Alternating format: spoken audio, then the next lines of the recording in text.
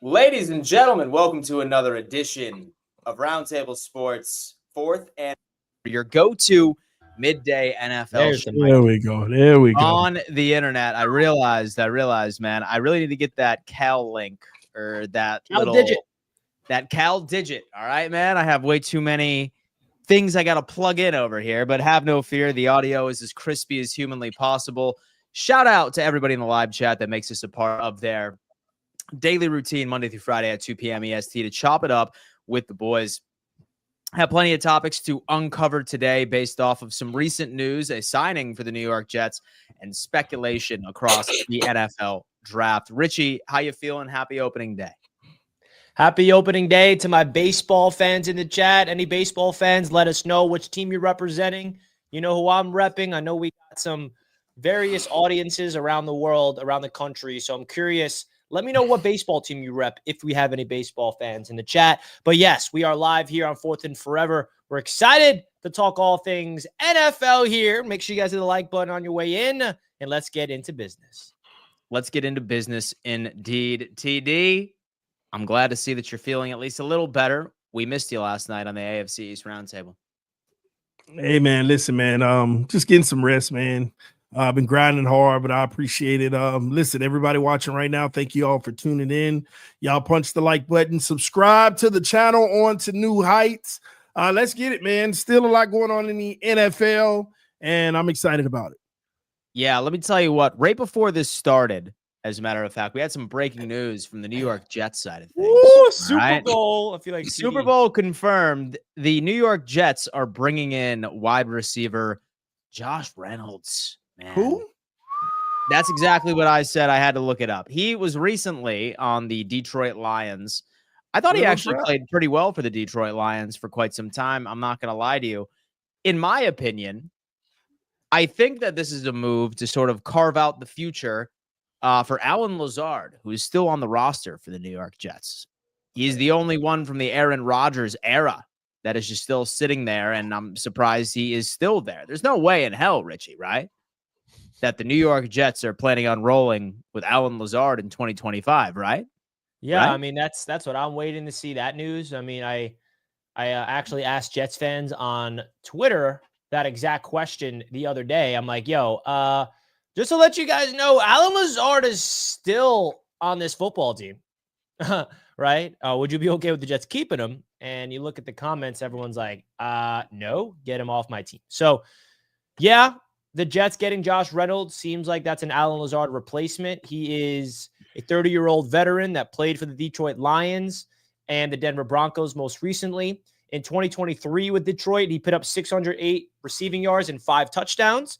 That is with the Ben Johnson offense and the Tanner Engstrand offense, with the Jets are trying to replicate here. 6'3", big body receiver, veteran presence, nothing to really write home about, but the Jets obviously have a lot of work to do at the wide receiver spot, and this is somebody that is going to come in here and add some veteran presence to that locker room. And now we wait until to see who the Jets bring in the draft. Who the Jets bring in or trade for Chris Olave. Trade for Chris Olave. You are still holding on to that hope, aren't you? Yeah, man. Why not, man? Nobody wants to play for Justin Fields, bro. What do you mean? Josh Reynolds does. On, who is he? What do you mean no one wants? What do you mean nobody wants to play for Justin Fields? How come Chris Olave tweeted this then? Fire emoji on Justin Fields signing with the Jets. How come he did that, TD? Oh, because he just bigging up a homie. He bigging up a friend. He's like, hey, so they man, were teammates, weren't they? Yeah, that's all. Yeah, but so why would Chris Olave? He was also a teammate of Fields, right? He was, yeah. Garrett Wilson, Chris Olave, both wide receivers for Ohio State with Fields. But TD said he would not want to play with the Jets. Seems like he does. Jets. He actually want to have a good career. He want to make good money. He don't want to regress. He just happy, man. Fields, man, he got a contract from the Jets. I'm proud of him. I didn't think he would have a future in this league. And then he tweeted this, laughing emojis, because the Saints are trying to extend him. Maybe he's like, "Get me out of here. Go, bring me to New York, man. Let me reunite with my boys." When did he tweet that? He tweeted this 2 days ago. And you're assuming that he's laughing at them because they're trying to resign. Yeah, man. How in the world right now did my TikTok brain not pick that up. That Chris Olave is trying to do whatever the hell he can to get out of the New Orleans Saints situation. Yeah, man. Now it's funny, and obviously Richie is a Jets fan, so he's going to try and manifest that this move does end up making. But sticking on Chris Olave here, right? Solid receiver if he's healthy. He's in a very similar situation, I would say, to Tua, right? Where like they are in a medical issue where they're probably about a concussion away or two from completely retiring in the first place. So would you even put a flyer out for a Chris Olave with his injury history considered? I'm going to talk with TD on this one. Starting off with him. Would I put a flyer out if I was the Jets, or what are you asking? In general, you're an NFL GM, right? Like, what kind of contract would you be comfortable to giving Chris Olave, knowing that his concussion history could potentially derail his career on the next occurrence? Well, here's how I look at it, man. Concussions aren't anything to play with. Now, wide receivers, they usually don't have many concussions. I know the contact going over the middle and things like that. But we know that Olave is a proven wide receiver his first 2 years, clocking in over 1,000 yards with an unstable quarterback position with the Saints last year with the injury and things of that nature. Do we have a count on the concussions, or, has it been reoccurring like crazy, or what do we know about them? Because I'm not privy to. It's been quite a bit. And so the last one ended up all last year or over time? I feel like it was over time. I feel like it was even dating back into his college days as well. But the most recent concussion actually sidelined him for the remainder of the season. If I remember correctly, chat, let me know. How long was he out after second concussion? I think he had 2 last year, which like he got out with a concussion, came back on the field and got one again, which sidelined him for the rest of the season. And he had one, I think, in his rookie year or sophomore year as well. Well, somebody in the chat is saying Sports Illustrated said that he could potentially go to the Patriots. I keep forgetting that he is still potentially on the block. That I would be excited about. That would I? If he goes to the Patriots made a great move. If he goes to the Jets are morons. You know how the narratives go. Yeah. Richie, don't get ahead of this. Richie, don't get ahead of it. Especially with TD. The Patriots land Chris Olave. Oh, look at the Patriots. What a move. The Jets land him. The Jets, what are they doing, man? Concussion. So here's what it is. Here's my take on this. All right. Let's call it what it is. Due to the 2 concussions last year, his value from a monetary standpoint has really taken a hit. He's the type of guy that you want to give a 2-year contract and you make it probably worth about you really got to go around $28 million. 2-year, $28 million, $14 million per year, and you guarantee 1 year about 15 or 16 million to make it worth his while. That way he know he's getting paid, because you got to take a bet here, because a wide receiver like Chris Olave, if he can get past these concussions, he's a $30 million receiver for the future. So that doesn't seem like a lot of money, but those concussions are real concerns.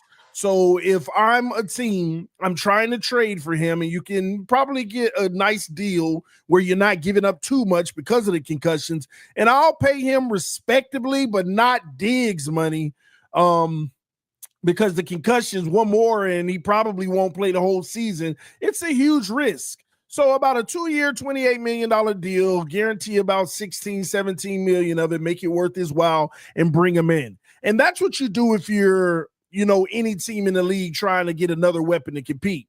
But you in also regards trade to for him, TD. Yeah, I already said that. I said, you could get some fair compensation. It wouldn't be crazy because of the concussions. But in regards to the Patriots and the Jets, if the Patriots do it, you got to offer him a 2-year as well. But instead of 28, it's probably 35, because you're going to pay a premium and you're going to bring him in. And you're going to bank on him to stay healthy, but it's still a risk. But you got to take that, okay? And the Patriots would have been made an excellent move, and if the Patriots did. Now, the Jets, on the other hand, you probably got to pay him a 2-year, $45 million deal, because he's probably going to come to the Jets and regress because of the quarterback that he has throwing him the football. And this ain't college anymore. This is the NFL. We want to hear about that college play and the camaraderie. You got to do it in the NFL and prove it. So you're going to have to pay you're going to have to give up some real money if you're the Jets. And remember, let's stop acting like this, like the Jets are trying to build everything around Fields and bring his old team like he's the future. They don't know. They're giving him a chance. It's not like they've already solidified Justin Fields is our franchise quarterback. Let's get his dudes in house. No, stop acting like that. So the Jets, now if the Jets land him and he stays healthy, man, it's all on Justin Fields. Because the Jets, man, listen, I don't like the Jets. And I know I hyped them up last year. But the Jets ain't far, man. They just bad. I don't get it. It's just like y'all are the ones got a curse on y'all. But Justin Fields, if he turned out to prove like have rejuvenance in his career, and y'all had Garrett Wilson and Olave, oh yeah, the Jets will, they'll be back. But as long as they ain't got that second receiver, that real dog receiver, ain't nobody worried about them. I ain't even worried about them. They go get the tight end in the draft. I ain't worried about them. You don't need no wide receiver too when we got elite run game. Yeah, you keep saying that. Yeah, that same elite run game that last year. Run game in the league. We don't need no number 2. Yeah, you keep saying that like last year, right? Man, stop playing, Richard. We don't got y'all need another top receiver. You put them have two. Justin Fields last year. That's why I said the run game. All right, stop, Richard. Well, you know what? It's funny because this offseason so far, there have been quite a few movers and shakers as far as teams that we thought for sure were going to be targeting a quarterback. But then they ended up bringing in somebody in free agency. The Raiders, for example, they end up going for Geno Smith. And then we also end up seeing the Giants signing 2 QBs. We have Russell Wilson. We have Jameis Winston, who are on the roster right now. So I think a topic that everyone has just been fascinated over for the past couple of weeks, who in the hell is going to nab Shedeur Sanders? Because listen, I got to tell you right now, boys, right? I feel like we go team by team and say, will they select Shedeur Sanders? Or what's the likelihood of them doing it? And I got to tell you what, I have a feeling it's going to be the New York Jets who do it. Woo, talk to me. I have a feeling it's going to be the New York Jets because hear me out on this. I am looking at the draft board, starting off with Tennessee. That's Cam Ward. 0 questions asked here. Have the Cleveland Browns. I have a funny feeling that they are going to come off with a quarterback, but I think it's going to be somebody in the second and or the third. I have a feeling that Abdul Carter is going to go to Cleveland. I think that the Browns just need to double dip on what they're good at, and that is defense. Have Myles Garrett, have Abdul Carter as well. I think that's the direction they are going. I don't care what anybody says about the New York Giants being like, oh, don't count them out for Shedeur Sanders. Give me a break. You really think that Russell Wilson would have agreed to sign with the New York Giants if he knew that there was a possibility that he would be a backup, right? Absolutely not. We all know that Russell Wilson is washed. He doesn't know that he's washed. His ego is still as a top 10 QB in this league. I have a feeling that the New York Giants are either A, going to trade down, or they are going to select Travis Hunter with the 3rd overall pick. I can give you that one. Then you end up going to 4th pick. We have the New England Patriots. Not going to go a QB there. They should. Jaguars. Jags not going to go a QB. Las Vegas. They should. Highly doubt it. Highly doubt that Las Vegas is going to do that because why do you doubt that? Ask yourself this question as well. Do you think that Dion is going to allow Shedeur to go to a place where he's going to have to sit behind somebody for a year or 2? Well, the relationship, Tom Brady and Shedeur. Perhaps. But I'm looking at a team that could trade up, by the way, that has a sneaky need at the QB position. Yes, he could go with Justin Fields, but Shedeur could potentially beat him out and whatever. It's only a 2-year contract for Fields. It's not a terrible contract. I think Shedeur ultimately ends up landing on the New York Jets. That's my thought. Dan. Wow. Dan, listen. I don't know. The only way the only way Shedeur ends up on the Jets, there's one team. First of all, the first few pieces would have to serve true, which could be right. You know, you can see the Browns taking him to a Carter. You can see the Giants going Travis Hunter with that quarterback room. But at 5, if Shedeur is still on the board, the Patriots are going to trade that pick because of what they can get. The Patriots are definitely going. A team willing to trade up, though. There will be. There are going to be 4, at least 4 that will take Shedeur that would trade up. Come on. But let me ask you this. Would the Jets do what's necessary to trade up to 4? I don't think there's any smoke around the Jets with Sanders. I don't think the Jets would trade up for Sanders.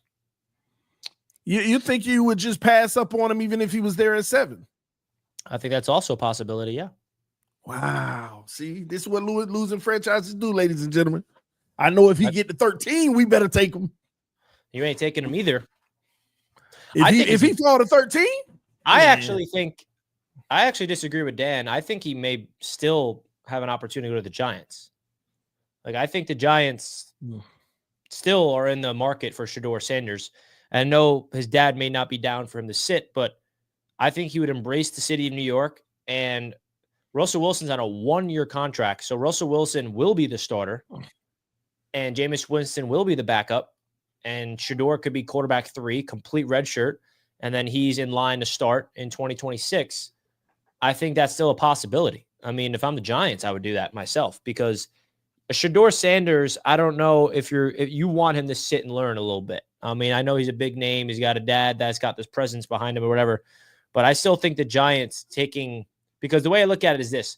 The Giants made the mistake last year, in my opinion, pass on a quarterback. You're going to tell me they're going to pass on another quarterback this year? Like, what are they doing? They got to get a quarterback. Last year, they should not have got Malik Nabers. Malik Nabers is a stud. But they did not draft J.J. McCarthy, Bo Nix, Michael Penix. They couldn't trade up for Jaden Daniels, Drake May. Like, last year was the time to get the quarterback for the Giants. They should have a rookie going into year 2, but they didn't. So they're not going to draft Shedeur this year. Okay, they're not going to get a quarterback. What's their plan at quarterback long term? They got to get their guy this year. And if they love Shedeur and he's there, I still think they're going to get him. But here's the circumstances, though, Richie. If they don't win this year, which they're still highly unlikely to, if they draft Shedeur, because Russ and Jameis not going to get them to the playoffs in that division, and if they win 5 games, does the GM and Dayball not get fired? Of course they would. So this is one thing that I've learned in the NFL. You don't pick another general manager's quarterback. No. And that's the cardinal rule. What? You don't pick another GM's quarterback. From the Giants' perspective as well, for everyone to be like, oh, that's a bad take, Dan. What are you talking about? Okay, look. Hear me out. A bad take, and obviously it's coming from Dolphins fans. Listen, y'all are the damn kings of bad takes, saying that you're going to win the division 5 years every single time. There's the king right there. Look at him. Look what happens over there. Listen. Don't sleep on my draft takes. Don't sleep on the man. Don't sleep on the man that said that Ladd McConkey was about to be a stud in the NFL. Oh, look at that win, man. Don't sleep on this guy, all right? Some of us know ball and some of us don't, all right? Dan, do you want me to bring up some receipts from other takes that you had about last year? Not at all. Not at all. All right, but listen, when it comes into the Giants, here's kind of how I think about it too, right? Like TD mentioned, right? These guys are desperate for their damn job right now. So what sounds more attractive to the New York Giants? And let's stop looking at Travis Hunter as a wide receiver. He's a DB. What sounds better? Russell Wilson as your starter and Travis Hunter, the best DB in the league, in this upcoming draft class, being added to a defense that has one of the best front sevens in the NFL, or just Shedeur Sanders, who is likely not going to start this year? What is going to get you to that goal quicker? What is going to get you to the goal of 8 games to save your job? What's a better opportunity? Grabbing Travis Hunter. Would 8 wins save their job? Grabbing, yeah, probably. I would say so. Well, that and then waiting on a QB next year, and or rolling the dice on Jackson Dart with your 2nd round pick. Here's the deal. If they drafted Shedeur, they would have to start him in order to save their job. Exactly. And he wouldn't have to be great, but he'd have to at least show flashes right away. Because Dayball inherited Daniel Jones, which is unfair. You see how these situations, so they would probably want to see Daniel Jones' first year too. And then it all collapsed. It did. Then it all collapsed. So you can't put that on Dayball. And maybe Dayball isn't on the hot seat like we're making it seem. Maybe it's just the general manager. So if Dayball wants Shedeur, you're going to have to get him and play him. I don't think you have to play him. Well, you got Russell Wilson. Let me say this. Shedeur but then again, like, what are you trying to sit on no bench? Shedeur Sanders ain't trying to sit on no bench, man. He not gonna hear that. I'm out here playing better than both of these cats. What you mean sit and learn? Shedeur Sanders, you got the right one, Richie. That ain't the one. That ain't the one to sit there. Well, they want me to continue to develop. Man, he's not the one. He wants to start year one, day one. He's got to swallow his ego, man. One. I mean, he's got to earn it. It's not nothing's given in this league. Why is it an ego? I'm confident he'll go to training camp and play better than both of them. What do you mean earn it? I'm confident that he's going to be better the best quarterback on the roster. Winston? Well, now we need to stop, Richie. Stop. Exactly. Yeah, he'll be better. He'll be better, Richie. He'll be better. So you're going to have to play him right away. New York is a wild card, but I think oh man, this is tough. Can we talk about this though, Dan? Yep. If the Browns trade that Abdul Carter pick, how the board looks then? Like, what are people doing? Like, that's what I'm trying to figure out. So they have been taking calls. They really, really have. Because how far will Abdul Carter slide if that pick is traded out? So news just broke that he is not going to be participating in his pro day because he's still rehabbing his shoulder injury right now. Maybe we'll do a couple, but now I got a bold take. Go ahead. That no one's talking about. I love it. What if there's a team that trades up for this player? For Travis Hunter? Yeah, no one's talking about. Everyone thinks trade up for quarterbacks. What if there's a team that loves Travis Hunter enough to trade up for him? And what if it's the New York Jets, who have a whole wide receiver 2 and cornerback number 2? What if it's I don't know. Dolphins, no. I honestly think, man, and I'm going to say this right now, I think there's a legit opportunity for the New York Jets to fall in love with Travis Hunter enough to trade up for him. And that may be a bold take, and I don't think any Jets fan is even thinking about this as a possibility. But Aaron Glenn and Darren Muji both talked about Travis Hunter as a prospect at the Combine. And I don't know what it would cost to trade up, but if he slides, I mean, you look at the Jets right now, they have a hole at wide receiver 2 and cornerback 2. What way to fill in a hole with one player? 2 holes with one player. I mean, I consider that if I'm the Jets, just saying. Yeah, a lot of teams should consider that, though. I mean, you got my wheels spinning, Richie. That would be perfect for Miami. We need a CB2. We need Tyreek's replacement. Yeah, you're at 13. Oh, what if we trade 13 and Tyreek to move up? Here we go. TD's in Madden mode again. But let's have all right. So let's have a serious conversation, though. In this year's NFL, how much do we see Travis Hunter playing both sides of the ball? Really? I think a team has to be creative. I think the way it works is this. You do the math. How many snaps does a typical wide receiver get in a game? How many snaps does a typical corner get? And then you do the math, and then you put Travis Hunter on the field for the same amount of snaps, just split the sides. I think that's the easy answer. Or you put him in certain packages in the red zone on offense. When they get in the red zone as an offense, he gets on the field in certain packages, but he's in every down corner. I think that's another way to do it, where it's like 80% of his snaps is on defense, 20% is on offense when they just need some type of touchdown in the red zone. I think you can get creative with it. So red zone wide receiver. Well, I think Richie is right, but I don't like the splits.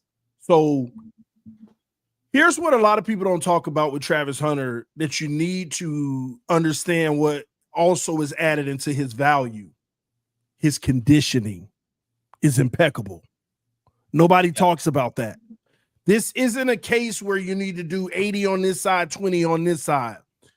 The point of the matter is, no, you don't want to do 100 on defense, 100 on offense. But this is 130 kid. You got to find 130% mix. And what I mean by that, maybe it's 80 on defense, 50 on offense.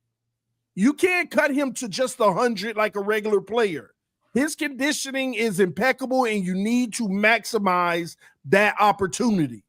And another thing, I would actually play him more snaps in zone coverage because of his IQ in the zone, and it's less wear and tear on his conditioning. Whenever you want to come out into a zone package, which may be more so primarily on first downs, depending on the matchups and stuff. But I would actually, I would play him about probably 70% at the cornerback position. That's his primary role. And I would give him about 50% at the wide receiver position. Yeah, but the problem with that is his conditioning is great, but that's way more risk of injury because he's playing more snaps than anybody else. Yeah, so the more volume of snaps, there's more risk of injury. That's who he is. I'd probably pick and choose. I think he's a good corner. He is. But like he would need to go into like a zone specific sort of scheme by itself because like his recovery speed is not very good. From what I've been seeing from a lot of people that have been diving into his tape is that like a man-to-man sort of thing, like say that he does get burned or he gets tossed up on the line, his recovery speed really isn't that solid. So you would definitely need to make sure that he's in a zone scheme. And as much as we can gloat on his like conditioning and stuff like that, like let's be honest with ourselves. Like he wasn't playing in the SEC. Like he wasn't playing in the Big Ten. Like he was playing against inferior competition here. Like he's going up against the NFL. Still running on every play. You're running on every play. Come on. You still are, but you're probably going to have to be going a little bit more at 100% each and every single snap because you're going up against the elite, where I'm sure that there were several matchups in his career while he was at Colorado where like he didn't need to go 100% on several matchups, hence why he was so quote unquote conditioned. I feel like he's a starting corner, and I sort of like Richie's idea right there that he's just there for specific scenarios. Third and long.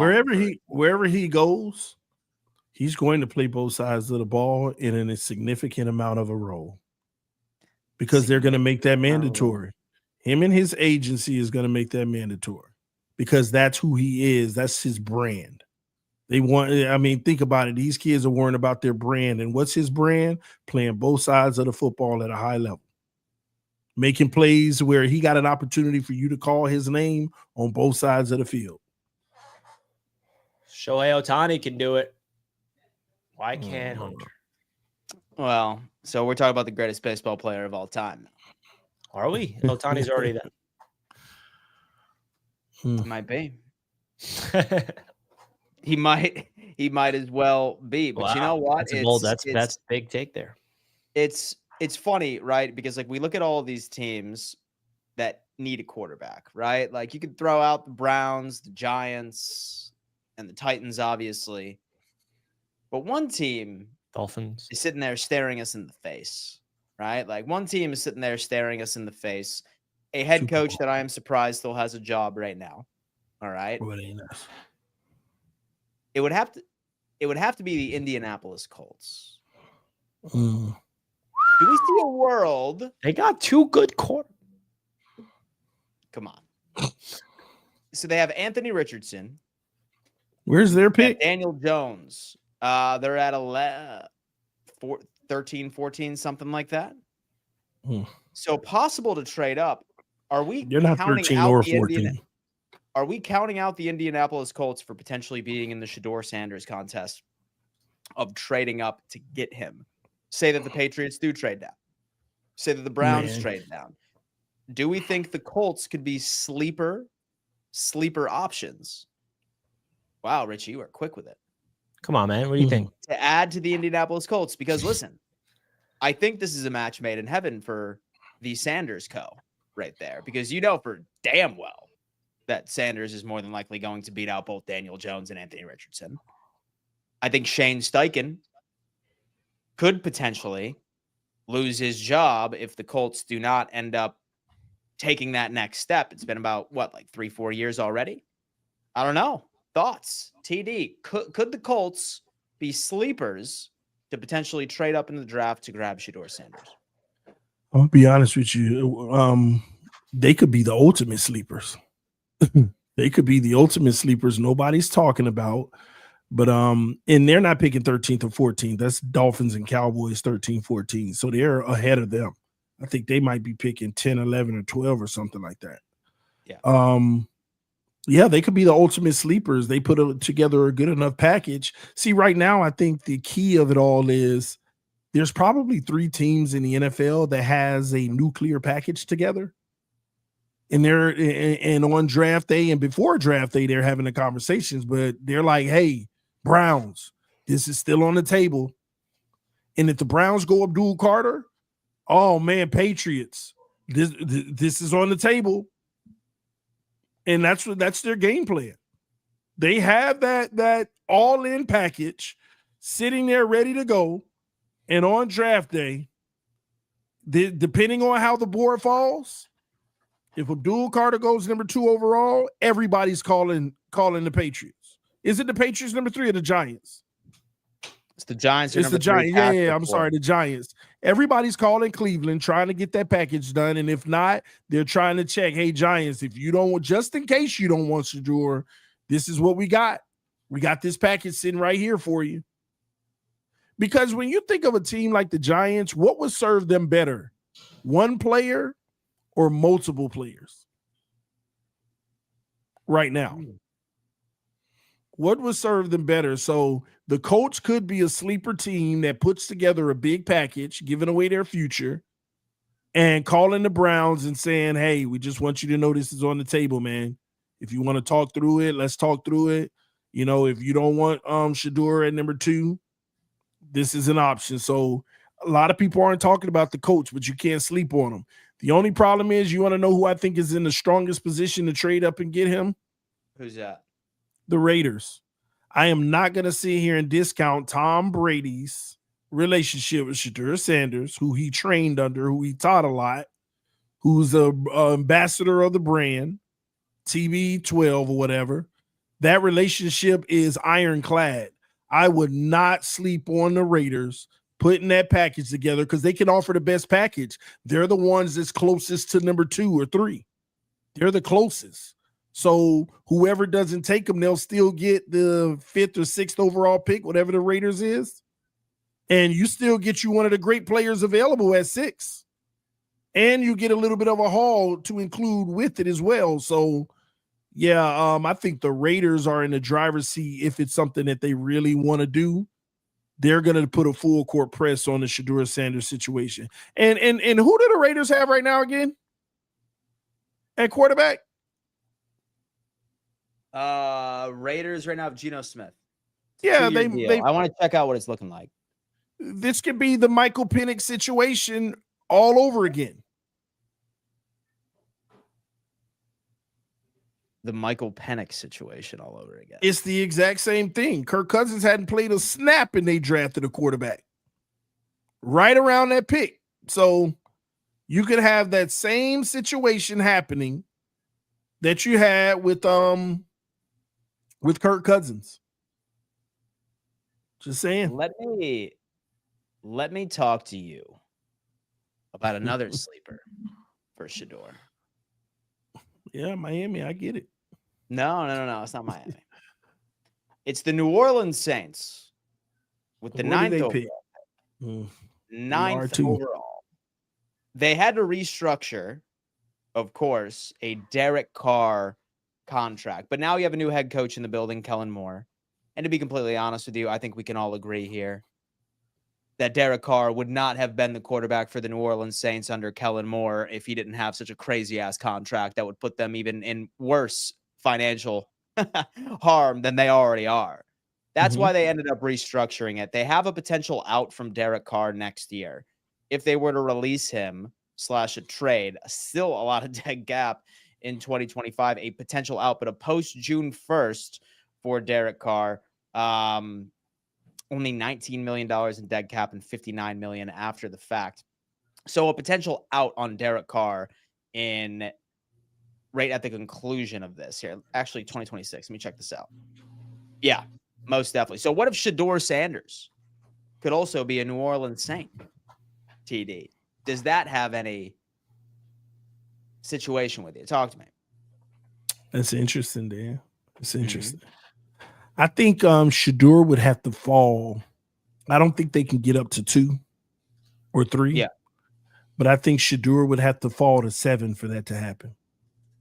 Like the Saints would have to call the Jets and say, hey, man, Chris Olave, pick number 9 and a 4th rounder. Let's make the trade. Do they do it, Richie? Who are the Saints? Yeah, the Saints call the Jets. Shedeur Sanders is on the board. Do the Jets take that trade? Move down 2 spots. You get Chris Olave and a 4th round pick. So we move back 2 slots. Mm-hmm. And we get Chris Olave and a 4th. And yeah, that's the most one-sided trade I've ever heard in my life. Yeah, I was about to say, like, that's like, well, it's not one-sided for a team that wants their quarterback. It's one-sided for they're moving up. So sign me up. Yeah, I think that's what would have to happen. It would have to be a team like that. He's on the board with the Jets on right there for them to move up and get a deal like that done. Wow. That's what would have to happen. Well, folks, if you're just tuning into the show, just want to remind you guys, we got over 130 people live watching. We hit 20,000 subscribers on this YouTube channel. And I wanted to just say thank you, because hitting that milestone means a lot for us here at the company. And I feel like we just want to say again, thank you very much. And we got this nice little graphic made in honor of Roundtable Sports, because we got 4th and Forever, which is our main show on the network. If you guys did not know, later today, we got Draftaholics, which is our draft show. That's going to be an AFC East, NFC East mock draft.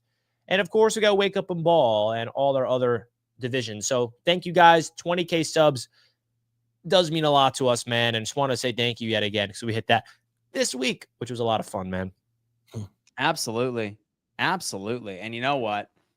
Next topic, as many of us know. And by the way, I did apply for the red carpet at the draft for media credentials for us, guys. We'll see if we get approved, but red carpet in Lambeau Field, man. Look at that. Look at that. Fingers crossed. Fingers crossed.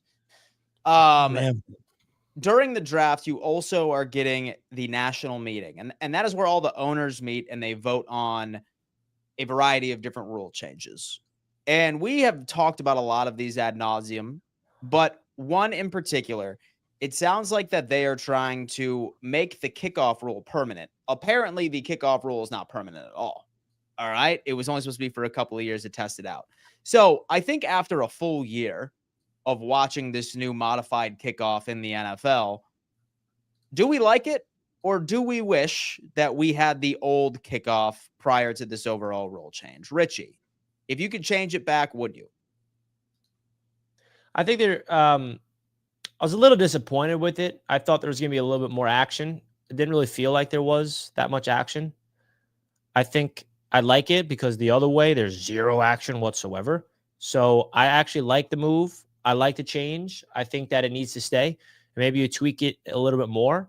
I hate when there's touchbacks every single kickoff, man. Like I always said, what I fell in love with this sport, the kickoffs was my favorite. Even when I played football back in my day, Pee-wee football, I would love the kickoff, man. I was a kick returner, I was a dog.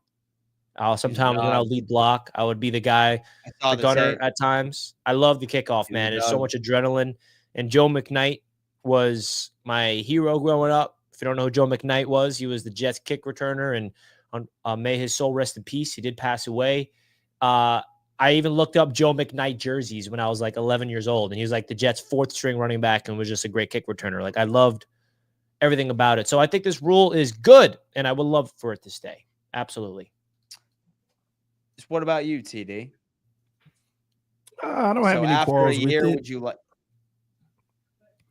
Yeah, I don't have any problem with it. I didn't complain about it, so it's fine with me. Right now, I love the old way just because of we're used to it, but I didn't see any problem.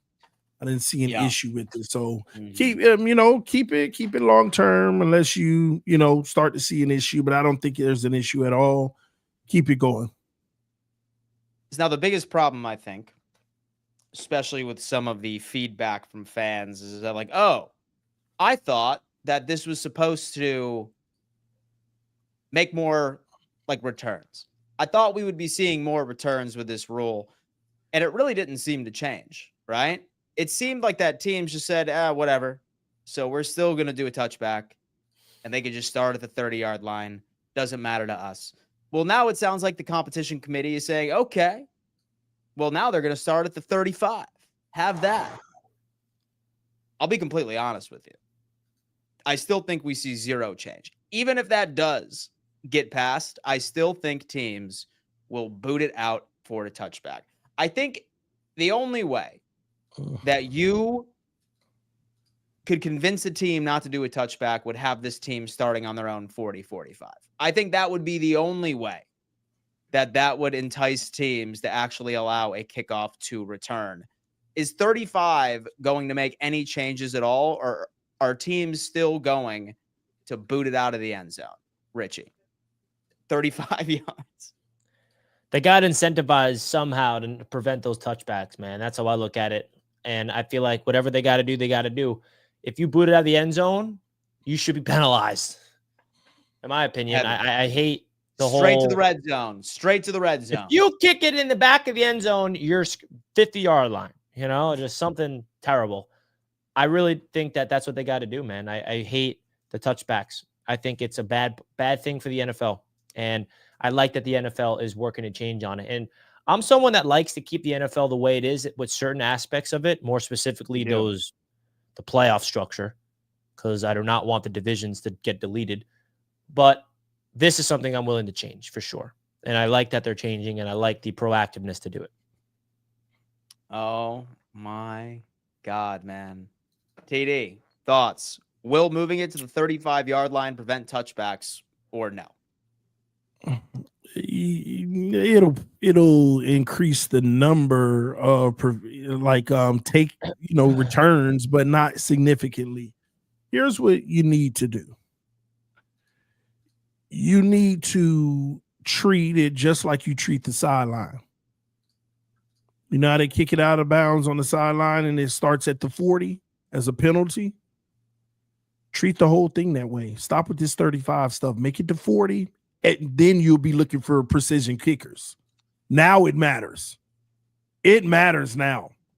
120-yard gain, you're in field goal range. It matters. So make it at the 40-yard line, and that'll take care of everything. Because it's the same as out of bounds. If you kick it in the end zone or out of the end zone, you should use all of that as out of bounds or a penalty.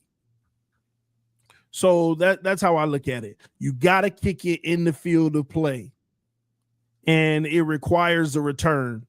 And if you kick it in the field of play and they still down it in the end zone, then they start at the 20. That's how I look at it. So require the kickers to be better, and it'll excite the game more. Anything outside of that box is a penalty that starts at the 40-yard line. TD interesting. I do not think that the 35-yard line is going to change absolutely anything. But guys, listen, tell me how you feel about this. Paul Skeens over 7.5 strikeouts today. And give me a Judge home run. A Judge home run. Paul Skeens higher than 7.5 strikeouts today. And then Aaron Judge higher than half a home run. I feel like that's going to have to be it. I've been messing up and I've been doing, several players in my group, and it's always got to put Soto in there, bro, in his Mets debut. Come on now. Yeah, put Soto lower. What do we put? Lower. We put Soto. All right. You know what? You add Soto. Let me know how it works, but I've been getting absolutely screwed by the third leg. Folks, Soto lower. Folks, Underdog Fantasy is what we are talking about right now. As you know, opening day is here. You do have some March Madness games going on as well. It's very easy to play, right? All you do is that you pick a group of 2 to 5 players all across all professional and college sports, and you have to guess correctly, higher or lower based off of their projections.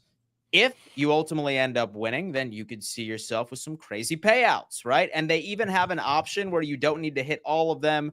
I believe that you can miss out on one for less of a award. The beautiful thing about Underdog, guys, is that if you sign up using that link that is in our description, likely pinned at the top of the chat, and you put in code RTS, which I think the link already has RTS put in for you, super easy, and you make your initial deposit, you can see up to $1,000 in bonus cash, and you also get a free pick, risk-free pick, all right, just by signing up, folks. It's very important that you do play responsibly, but go check out Underdog, guys. Supporting our sponsors is the same way, by supporting your good friends over on Roundtable Sports. Shout out to Underdog Fantasy. It would mean a lot if they actually signed up for Underdog, folks. We appreciate you guys. I'm going to make sure the link is pinned at the top of the chat right now. I don't know if it is. So right now you'll see the link. Enter the chat. Any baseball fans, join. All right. And of course, when football season comes around, you guys will be able to get in on the action. We just pinned it. All you guys got to do is click the link that we just put in the chat, open up an account with the code RTS, put in $10 within the first 10 minutes of action, get your bonus credit and a free pick.